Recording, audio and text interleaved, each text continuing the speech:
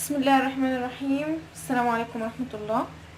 انا ياسمين النهاردة وفي الوقت ده بالذات التوم الجديد طلع وهو طبعا لسه اخضر، وده افضل وقت نخزن فيه التوم.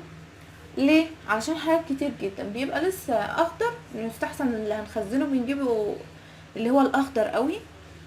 هنخزنه في الفريزر بنجيبه اخضر قوي. تمام. بيبقى مثلا زي ما احنا شايفين بيبقى كده بالشكل ده، وعيدانه خضرة كده، بيبقى بالشكل ده كده يا جماعة. تمام. بنقشره كده، نقشر كل اللي عليه كده لحد ما نوصل للجزء النظيف اللي جوه كده. تمام. وبنقص من هنا كده، انا قشرته هو شبه البصل الاخضر، بنقصه من هنا كده، بنسيب العود ده بيبقى طري وكل طعم الثوم الموجود في قلبه. مش هنقشر، هنشيل برضو الجزء ده وبالراحه، ما ندخلش الميه في ايدنا ولا ناحيه الثوم خالص، هو بقى نضيف. ولو في اي حاجه بمنديل نشيلها، بلاش ميه. تمام. انا ده تقريبا كيلو ونص توم اشتريتهم. هو طبعا بيبقى رخيص كده في الاول، وتنقي الاخضر قوي هو اللي هيبقى حلو في الموضوع ده، عشان ما يتعبكيش ان انت تضطري تقشري وكده، بتبقى قشرته طريه ما بتتقشرش، طريه جدا. تمام.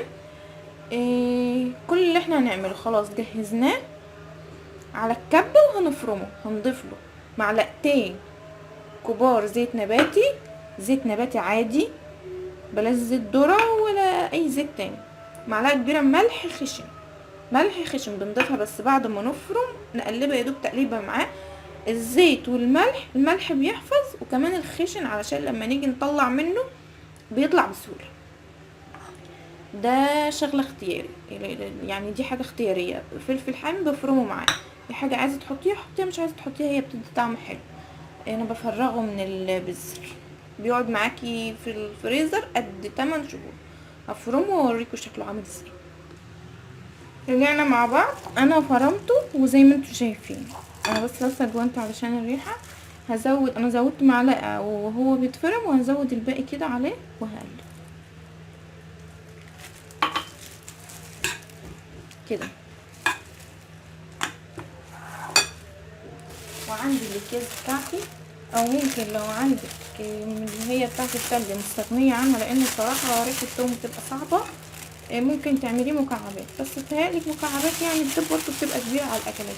هو كل الحكايه معلقه صغيره منه في الخضار، بيبقى حلو في الخضار وفي المحشي، مع مثلا مع الكبده وكده.